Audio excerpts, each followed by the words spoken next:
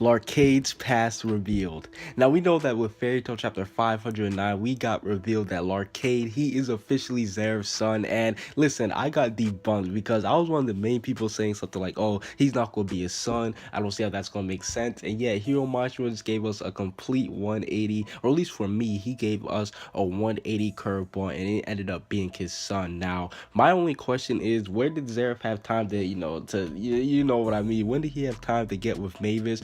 Granted, they did spend a whole year together, so that's probably when, but it seems like that they didn't really talk about that way too much. So maybe that was Hiro Mashima just trying to keep it a secret, but I just want to know like when and all that, when that took place and everything. I want to know like when did, like, there's a whole bunch of stuff that we need to find out about his past. But the one thing that I can take away from this is that he has had a rough upbringing. Now, for starters, he did not have his mother. Yes, we know that Mavis, after she ended up getting cursed, she eventually got killed off by Zeref, and then that led to her basically going back to Fairy Tail and basically just watching over them as the spirit, you know what I'm saying? So he didn't have his mother growing up.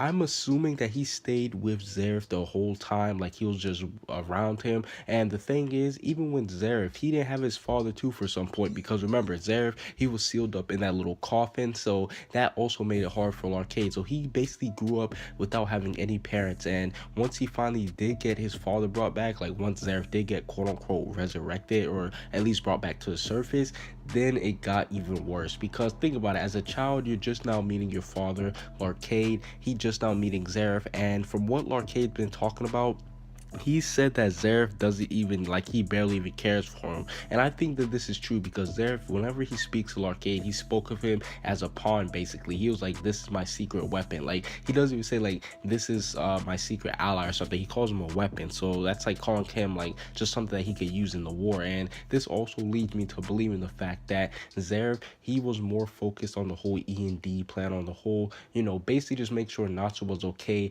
rather than his own son. So this made Larcade into having this messed up mentality of him thinking, you know what, since I'm neglected, I'm just gonna fuck everything off. That's why I think Larcade is the way he is. So yeah, overall, that's basically it for this my little predictions. I do believe that he had a brutal past when it comes to his parents, because he was neglected by both of them. Maybe he even went through his own struggles of his own, but I just can't wait to see his full past revealed, and it's gonna be epic. So I also know that's going to have to tie in with the whole Natsu versus Larcade thing. That's going to be amazing. But overall, that's basically it for this little video. What do you guys think about Larcade's past? Do you guys think it was brutal? Do you guys think he had a good past? Tell me what you guys think.